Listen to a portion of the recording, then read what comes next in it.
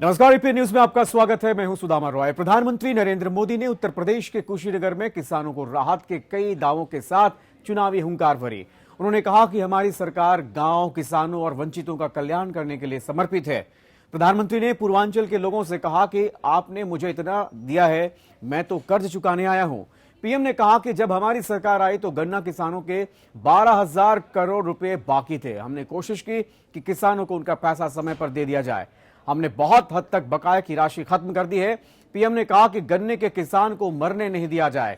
ये काम हमने करके दिखाया। लेकिन अपने इन दावों के साथ प्रधानमंत्री अपने 2014 के उस वादे पर खामोश रहे जो उन्होंने कुशीनगर के किसानों से लोकसभा चुनाव के दौरान किया था।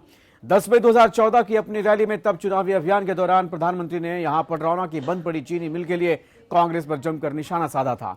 तब के स्थानीय सांसद और पूर्व केंद्रीय मंत्री आरपीएन सिंह को भी इसके लिए आड़े हाथों लिया था। उम्मीद थी कि प्रधानमंत्री के तौर पर मोदी आज बंद पड़ी मिल को लेकर कोई खास ऐलान करेंगे, लेकिन किसानों के लिए यह इंतजार ही बना रह गया अभी तक।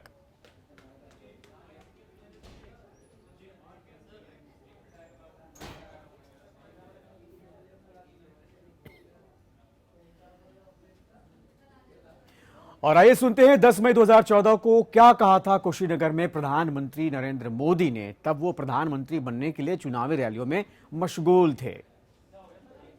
यहाँ का हमारा किसान गन्ने की खेती करता है कि नहीं करता है? करता है कि नहीं करता है? चीनी मिल बंद पड़ी है कि नहीं पड़ी है?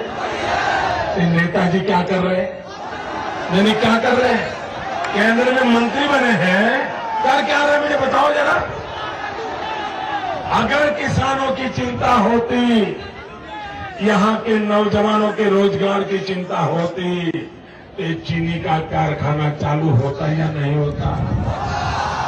अरे आप तो उस परिवार के बड़े लाडले हो भाई। मैडम सोनिया जी के परिवार के बड़े लाडले हो, उनके बेटे के तो बड़े यार दोस्त हो। हर शाम आपकी उनके साथ बीतती है। आपको वो शाह से शाम तो याद आती है, लेकिन आपको कुशीनगर के किसानों की मुसीबत याद नहीं आती। चीनी मिल को लेकर केंद्र और राज्य के बीच पत्रकार दौर जारी है, लेकिन अब तक कोई बात नहीं बन पाई।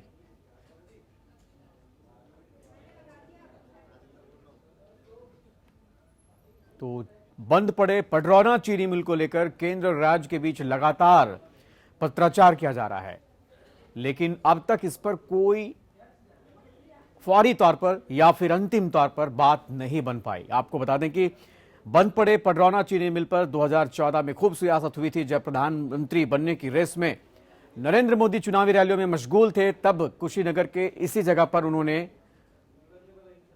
चीनी मिल को खुलवाने की बात कही थी और तत्कालीन सरकार को जमकर लताड़ लगाई थी।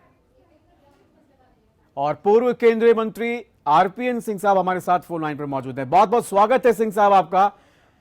पडरौना के बंद पड़े चीनी मिल को लेकर 2014 में जब नरेंद्र मोदी कुशीनगर गए थे तो निशाना साधा था और आप पर भी हमला बोला था।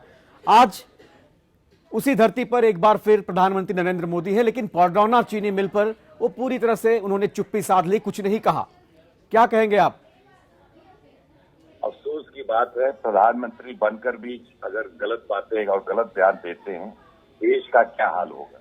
यहीं कुशीनगर में आए थे 2014 में। देश से उन्होंने वादा किया था कि अगर हमारा सांसद जीतेगा और मैं प्रधानमंत्री बनूंगा तो 100 दिनों में चीनी फैक्ट्री चला दूंगा। चीनी फैक्ट्री तो छोड़िए, जो परियोजना मैंने, जब मैं यहाँ से सांसद था, जो परियोजना मैंने यहाँ लागू की, उसके लिए स्वीकृति केंद्र सरकार ने दी थी, उस पर भी उन्होंने चर्चा नहीं की। श्रेय भले प्रधानमंत्री जी ले लेते, पर कम से कम पूर्वांचल की बात करते हैं तो पूर्वांचल की विकास में कितनी उनकी भागीदारी रही है।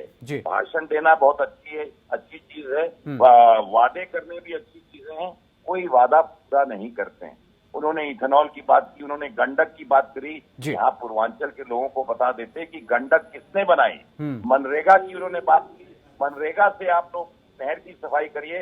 मनरेगा को तो ये बोलते थे सबसे अभिशाप इस देश के लिए है, और आज नगर में आके मनरेगा की बात करते हैं और जिसके लिए पैसा तक उन्होंने उत्तर प्रदेश में नहीं भेजा है। जी बड़े अफसोस की बात है कि सिर्फ दूसरों को चोर बताते हैं, अपने को बहुत ईमानदार बनते हैं, तो ईमानदारी से अपने वादों को तो पूरा कर देते। जी। और कम से कम चीनी फैक्ट्री की इन्होंने जनता के सामने वादा किया। जी आरपीएन सिंह साहब, ये सही है कि प्रधानमंत्री नरेंद्र मोदी ने उस वक्त जब वो प्रधानमंत्री बनने की रेस में शामिल थे, चुनाव प्रचार के दरमियान वादा जरूर किया था। आज वो खुद प्रधानमंत्री हैं लेकिन वो वादा पूरा नहीं कर पा रहे। आपकी सरकार ने भी वादा किया था, वो भी पूरा नहीं हुआ था और शायद इसीलिए उन्होंने आड़े हाथों लिया था। जरा बताएंगे हमारे दर्शकों को कि पडरौना बंद पड़े पडरौना चीनी मिल को खुलवाने में क्या तकनीकी पेचीदगियां हैं, क्या समस्याएं हैं? क्या पडरौना चीनी मिल कभी खुल सकता है? वहां के लोग कल्पना कर सकते हैं? देखिए, ये चीनी फैक्ट्री जो है मेरे परिवार ने लगाई थी 1922 के आसपास पडरौना चीनी फैक्ट्री लगाई थी।